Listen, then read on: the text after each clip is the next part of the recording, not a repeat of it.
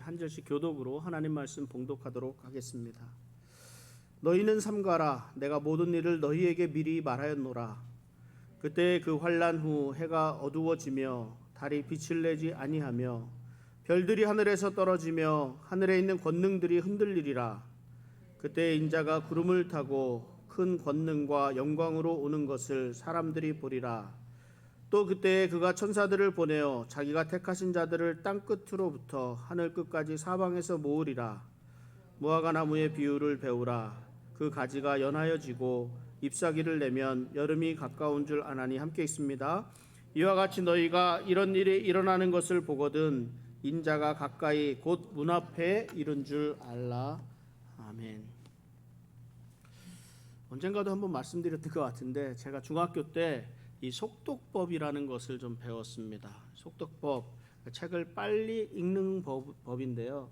이 책 빨리 읽는 것을 배우기 위해서는 우선적으로 되어야 하는 몇 가지 훈련이 있습니다. 먼저 한 번에 많은 것을 볼 수 있도록 눈에 힘을 키워주는 훈련을 합니다. 한 글자 한 글자를 먼저 보다가 그 다음에 한 줄씩 보게 되고, 한 줄씩 보다가 능력이 좀 커지면 한 4분의 1쪽씩 페이지에 그러다가 반 페이지, 한 페이지, 두 페이지를 한꺼번에 이렇게 보게 됩니다. 책장을 넘겨서 다음 페이지까지 보게 되는데, 점점 능력이 좋아지면 그 책장 넘기는 속도가 굉장히 빨라지게 됩니다. 그래서 한 10분 정도면 웬만한 책은 한 권 정도는 다 읽게 됩니다.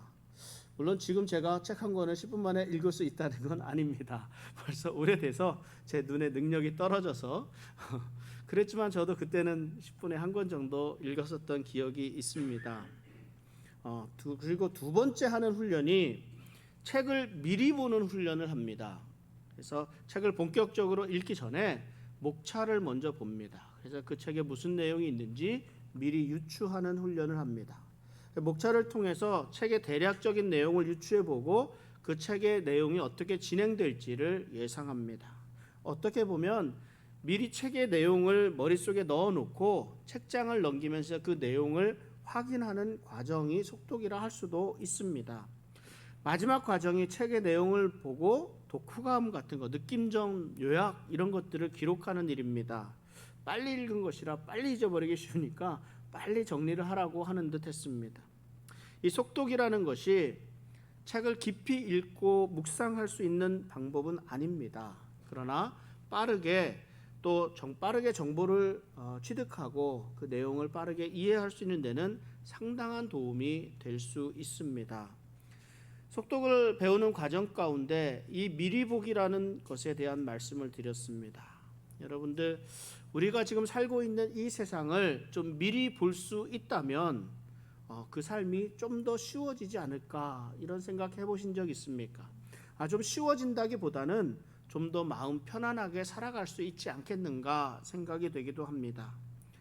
오늘날의 사람들의 삶이 예전과는 많이 달라졌습니다. 과학의 발달로 인해서 정말 편안한 삶이 됩니다. 그 중에 정말 큰 차이가 나는 게 한 가지가 있습니다. TV 프로그램인데요.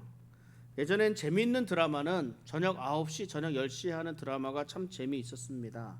9시 뉴스가 끝나고 8시 뉴스가 끝나면 하는 드라마였는데요. 그러니까 그 드라마가 참 재미있는 드라마였을 때에는 그거를 보기 위해서 다들 일찍들 집에 들어갔습니다. 그래서 길거리가 한산해졌다라는 그런 말들도 듣곤 했습니다. 그런데 요즘에는 그렇게 시간을 맞춰서 들어가지 않아도 됩니다.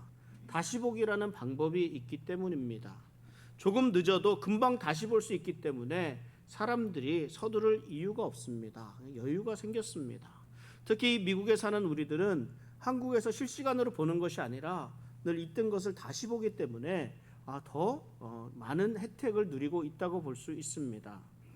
스포츠 중계도 마찬가지입니다. 실시간으로 보지 못하였다고 해서 다 못 보는 것이 아니라 나중에 얼마든지 다시 볼 수 있습니다.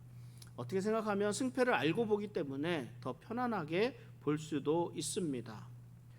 책의 내용을 미리 예측하고 그 내용을 확인하는 속독의 방법은 불확실한 내용이기 때문에 그것을 수정하며 읽어야 하는 그런 과정이 있습니다. 그러나 이 다시 보기는 그 방송의 정확함 때문에 바뀔 것을 염려하지 않고 수정 없이 편안하게 시청할 수 있습니다. 성경에는 종말에 대해서 곳곳에서 말씀해 주시는 부분들이 참 많이 있습니다. 많은 분들이 우리의 불확실한 미래를 살아가는 현대인들의 이 어려움에 대해서 토론하고 있습니다. 그러면 우리 믿는 사람들에게는 하나님의 말씀을 통해서 앞으로 이 땅에서 이루어질 일들을 예측해 볼 수 있습니다. 그리고 정확하게 아무런 바뀔 염려가 없는 예수님의 말씀이, 확실한 예수님의 말씀이 기록되어 있습니다. 예수님은 여러 가지 미래에 일어날 일에 대해, 징조에 대해서 말씀하셨고, 그리고 예수님께서 다시 오실 것이라는 확실한 약속의 말씀을 주셨습니다. 그런데 우리들의 믿음은 확실한 미래에 대한 믿음이 되지 못합니다. 그래서 불안하고 염려가 되기도 하고, 혹은 그래서 세상과 교회 안에서 양다리를 거치고 살아가기도 합니다. 주님 말씀하시는 미래에 대한 확실한 말씀에 대한 믿음이 온전히 자리 잡아서 또 미래를 살아가는 온전한 그리스도인으로 살아갈 수 있는 그런 성도의 삶 되시기를 주님의 이름으로 축원합니다.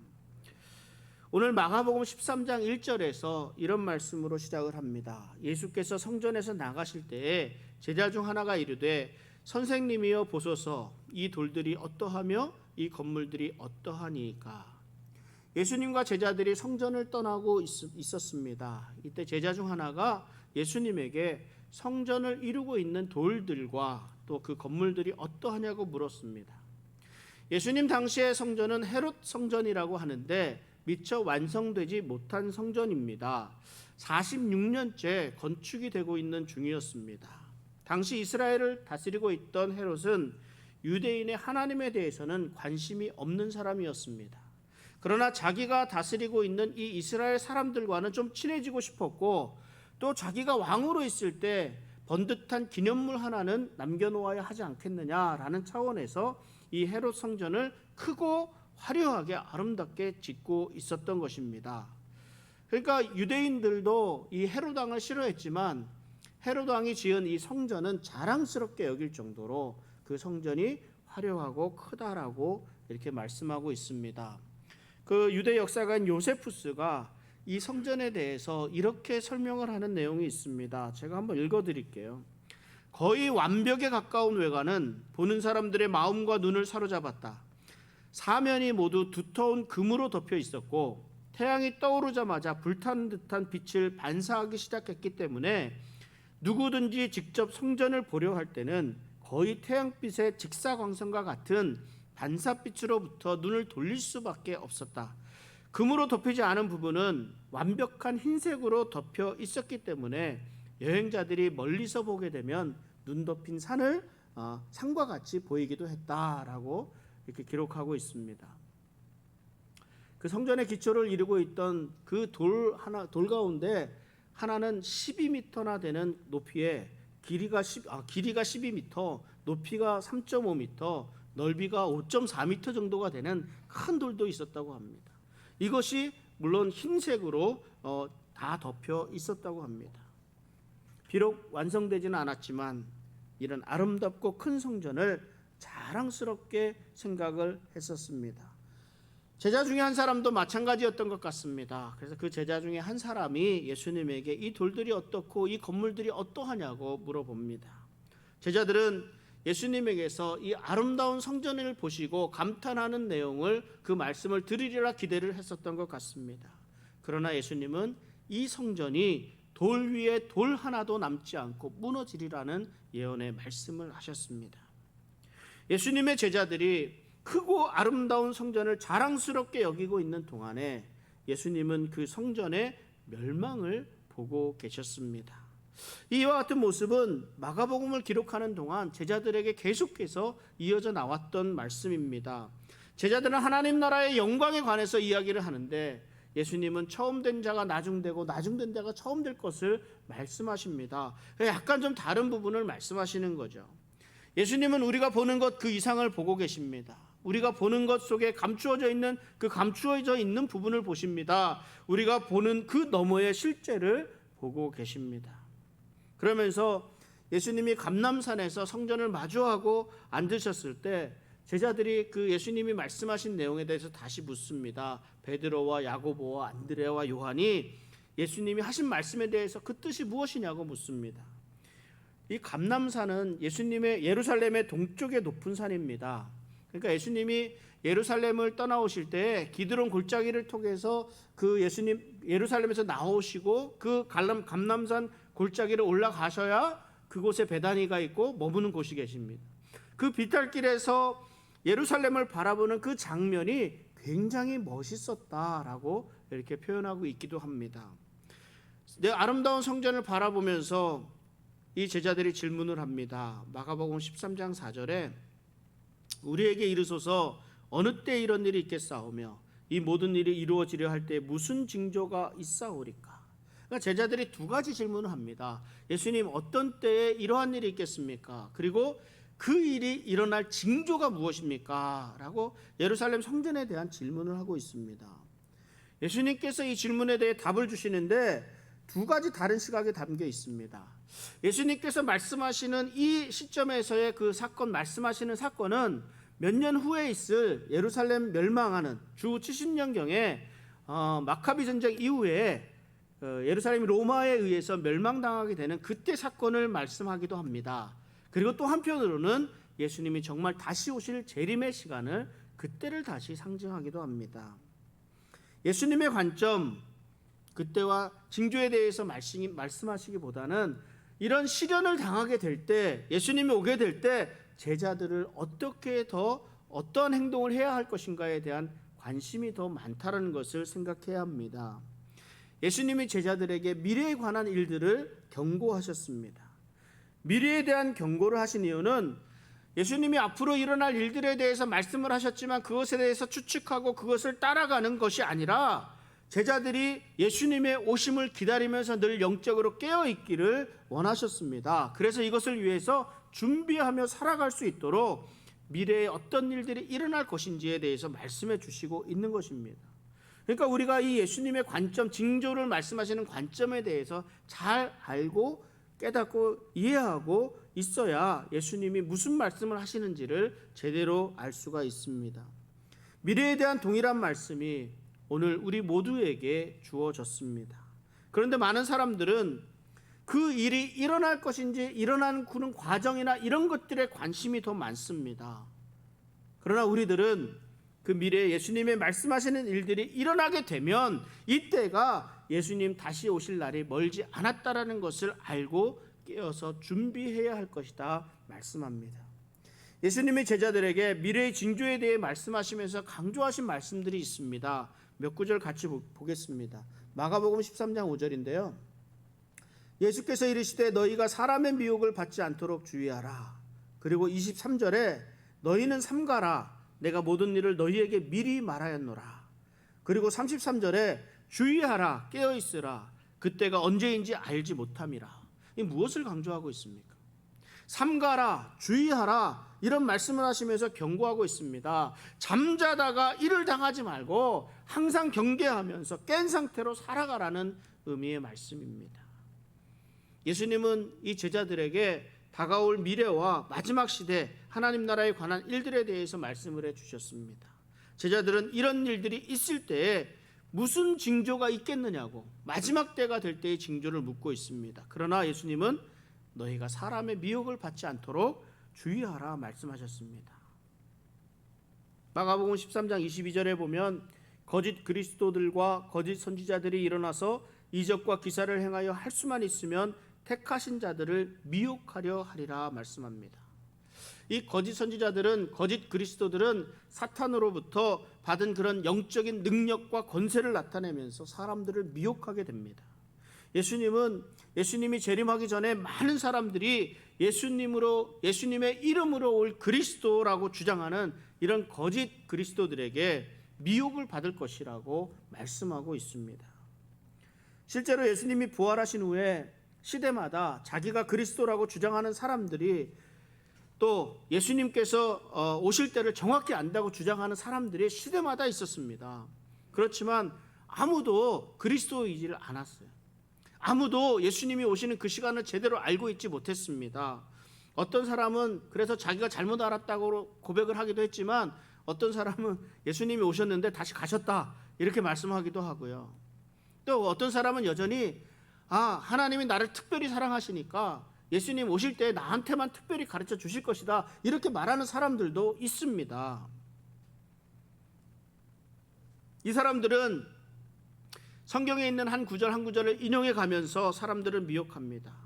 그러나 분명한 사실이 있습니다. 변하지 않는 사실이 있습니다. 예수님의 말씀입니다. 예수님은 다시 오실 때에는 못 보는 이가 없도록 구름을 타고 오신다고 말씀하셨습니다. 마가복음 13장 26절에 그때의 인자가 구름을 타고 큰 권능과 영광으로 오는 것을 사람들이 보리라. 이것을 요한계시록에서는 좀 더 자세하게 말씀합니다. 1장 7절에 볼지어다 그가 구름을 타고 오시리라. 각 사람의 눈이 그를 보겠고 그를 찌른 자들도 볼 것이요 땅에 있는 모든 족속이 그로 말미암아 애국하리니 그러하리라. 아멘. 예수님이 처음 이 땅에 오셨을 때에는 예수님을 몰라보는 사람들이 있을 수 있었습니다. 왜 그렇습니까? 예수님은 베들레헴 마구간에서 사람의 몸을 입고 오셨기 때문입니다. 그러나 예수님이 다시 오실 때에는 그 사실을 알지 못하는 사람이 없게 됩니다. 누구나 다 볼 수 있도록 오십니다. 누구나 다 예수님이 오셨다라는 것을 알 수 있습니다. 그러니까 마지막 날에 대한 특별한 지식을 가지고 있다고, 나는 예수님이 언제 올지 정확하게 안다고 이런 말을 하는 사람들 특별히 조심해야 합니다. 아무도 예수님 다시 오실 때를 알지 못하기 때문입니다. 제자들은 예수님이 말씀하신 마지막 때에 무슨 징조가 있을 것인가 이것에 대해서 궁금해합니다. 그러나 예수님은 마지막 때의 징조를 말씀해 주시면서도 이들이 이 징조를 찾고자 하면 쉽게 이런 미혹들에 속아 넘어갈 것을 미리 아셨습니다. 그래서 제자들에게 미리 말씀해 주시는 거예요. 너희가 미혹을 받게 될 것이다. 13장 7절에 난리와 난리의 소문을 들을 때 두려워하지 말라. 이런 일이 있어야 하되 아직 끝은 아니니라. 여러분, 말세가 가까워졌다는 것을 모르는 사람이 누가 있습니까? 저는요, 제가 어렸을 때에도 이 세상 말세라는 소리 들었고요. 지금도 사람들은 지금이 말세라고 말을 하기도 합니다. 그런데 말세라고 말을 하면서도 이 말세에 어떻게 살아갈 것인지에 대해서 말하는 사람들을 보지 못했습니다. 다만 성경에는 말세에 어떻게 살아가야 할 것인지 분명하게 말씀해 주시고 있습니다. 예수님은 이러한 말세에 제자들이 어떻게 처신해야 할지를 또한 가르쳐 주시고 있습니다. 전쟁, 이런 지진이나 재난도 역사의 종말을 고하는 그런 마지막 사건은 아니라고 말씀하고 있습니다. 그러니까 지진이 있고 재난이 있고 전염병이 있고 이것은 마지막 때라고, 종말이 임했다고 하는 이런 생각들을 전파하고 있는 사람들에 대해서 경고하고 계십니다. 전쟁이나 지진이나 재난, 우리의 근간을 흔들어 놓기에 충분합니다. 전쟁과 재난은 사람들에게 많은 상처를 남기게 됩니다. 민족이 민족을, 나라가 나라를 대적하여 일어나겠고, 처처에 지진이 있으며 기근이 있으리니 이는 재난의 시작이라 성경은 말씀하고 있습니다. 예수님께서 이렇게 말씀하셨습니다. 재난의 끝이 아니라는 거예요. 고난의 시작, 재난의 시작이라 말씀합니다. 전쟁과 자연적 재해들은 우리 모두가 예수님 믿는 사람들이나 믿지 않는 사람들이나 누구나 다 함께 겪게 되는 일들입니다. 그러나 예수님은 믿는 신자들이 받게 될 핍박에 대해서도 말씀해 주셨습니다. 9절 말씀인데요. 너희는 스스로 조심하라. 사람들이 너희를 공회에 넘겨주겠고 너희를 회당에서 매질하겠으며 나로 말미암아 너희가 권력자들과 임금들 앞에 서리니 이는 그들에게 증거가 되려 함이라. 이 예수님의 말씀은 초대교회가 성장하기 시작하자마자 대부분 그대로 다 이루어졌습니다. 예수님을 따른다는 것은 결국 유대교와 결별한다는 것을 의미합니다. 제자들은 그 예수님을 믿음으로 인해서 유대인에게 매국노나 이단자의 취급을 받게 되었습니다. 회당에서는 형을 선고받아서 매질을 당하여야만 했습니다. 이들은 유대인들과의 갈등뿐만 아니라 이방인의 권력자들과 임금들 앞에서 재판을 받기도 했습니다. 그런데 여기에 좀 재미있는 말씀이 있습니다. 이는 그들에게 증거가 되려 함이라. 오히려 그 기회를 지도자들에게 복음을 전하는 기회로 삼게 될 것을 말씀합니다. 그리고 마가복음 13장 11절에 이렇게 말씀합니다. 사람들이 너희를 끌어다가 넘겨줄 때에 무슨 말을 할까 미리 염려하지 말고 무엇이든지 그때에 너희에게 주시는 그 말을 하라. 말하는 이는 너희가 아니요 성령이시니라. 참 이것도 재밌는 표현입니다. 예수님은 만약에 너희들이 사람들에게 끌려가게 된다면 이렇게 해라 라는 말씀이 아니에요. 이거 뭐라고 말씀하고 있습니까? 너희들을 끌어다가 넘겨줄 때라고 말씀하십니다. 이것은 반드시 일어날 것이라는 뜻입니다.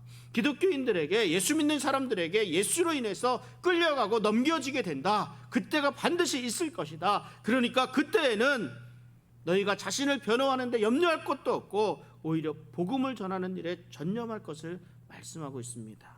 성령께서 그 할 말을 넣어 주실 것이기 때문입니다. 예수님은 이때 제자들이 당하게 될 핍박의 그런 혹독함을 경고하셨습니다. 마가복음 13장 12절에 보면 형제가 형제를, 아버지가 자식을 죽는 데에 내주며 자식들이 부모를 대적하여 죽게 하리라. 여러분, 우리가 매일같이 듣는 소식이 세상의 재난에 관한 소식 아니겠습니까? 특별히 올해에는 그 피해 소식이 더 크게 들려옵니다. 작년부터 시작된 이 팬데믹은 제한적인 삶으로 이 마지막 때의 모습을 그대로 보여주는 것은 아닌가 생각이 들기도 합니다. 뜨거워진 지구의 열돔 현상으로 인해서 처처에서 수많은 사람들이 더위에 죽어가고 처처의 커다란 그런 산불로 인해서 수백 년 된 나무들이 다 없어지고 삶의 터전들을 잃게 된다고 소식이 전해옵니다. 지진과 태풍 등으로 인해서 수많은 수해가 발생하게 되고 수많은 사람들의 생명을 빼앗아 갔습니다. 그러나 이런 재난의 소식들은 시작에 불과합니다. 이 무작위로 행해지는 총기 난사 사건들, 아무 이유 없이 사람들을 죽이는 묻지마 살인 사건들, 여러 가지 이유로 인해 들려지게 되는 자살하는 그런 소식들, 형제가 형제를, 부모가 자식을, 자식이 부모를 해야 하는 많은 흉한 소식들을 듣게 됩니다. 놀랍지 않습니까? 예수님의 말씀이 이루어지지 않은 것들이 없습니다. 무엇을 더 확인해야 하겠습니까? 지금 우리는 마지막 때를 살아가고 있습니다. 이런 우리에게 우리 예수님이 말씀하십니다.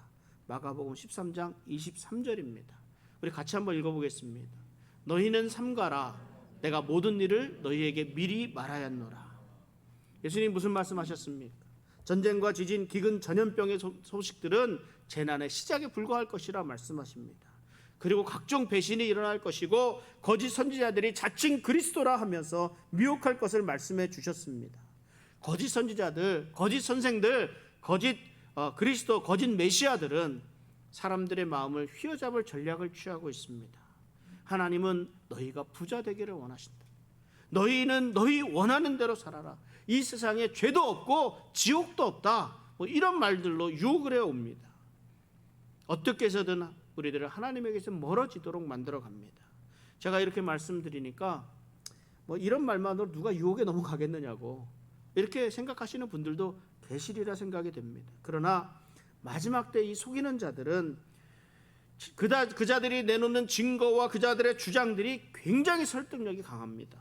그들이 행하는 이 이적과 기사, 제가 이거 준비하면서 피처링 하자, 가수들이 부르는 거, 피처링이 사탄입니다.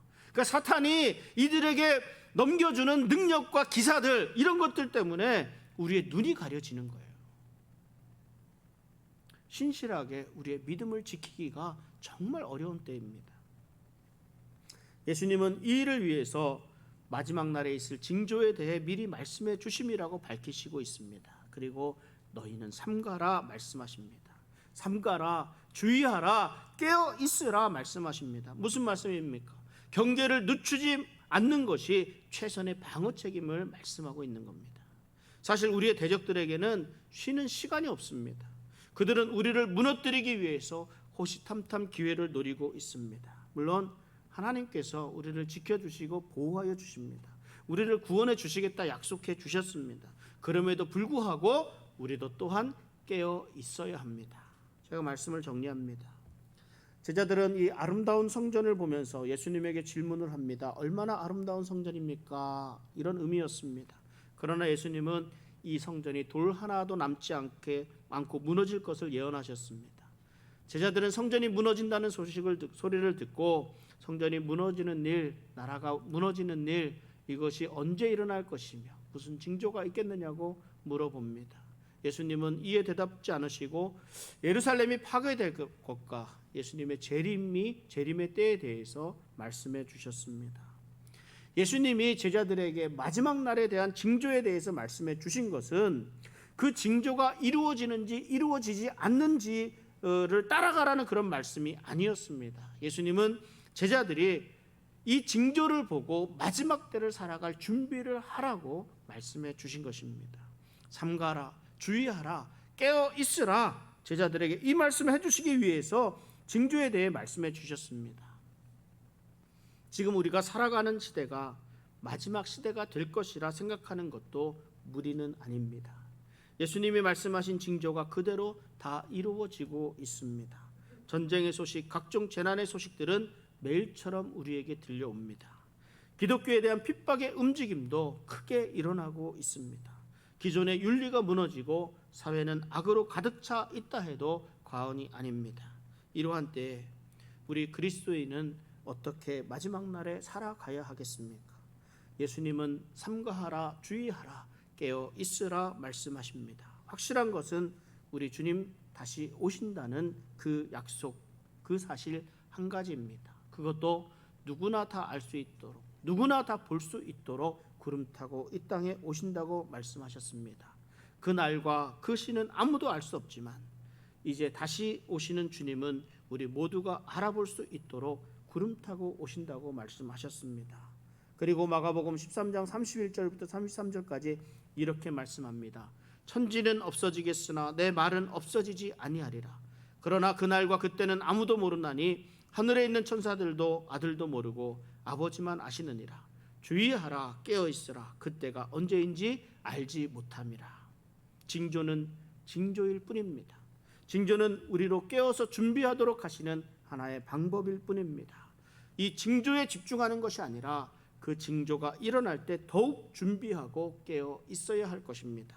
확실한 말씀, 언제 오실지 알 수 없지만 주님 오시는 그날까지 고난과 핍박을 두려워하지 말고 인내하며 우리 성령의 주시는 힘으로 세상에 굴복하지 않고 거짓을 분별하면서 영원하신 주님의 확실한 말씀만을 의지하며 하나님 나라의 소망을 품고 깨어서 충성하는 우리 복된 성도의 삶 되시기를 주님의 이름으로 축원합니다.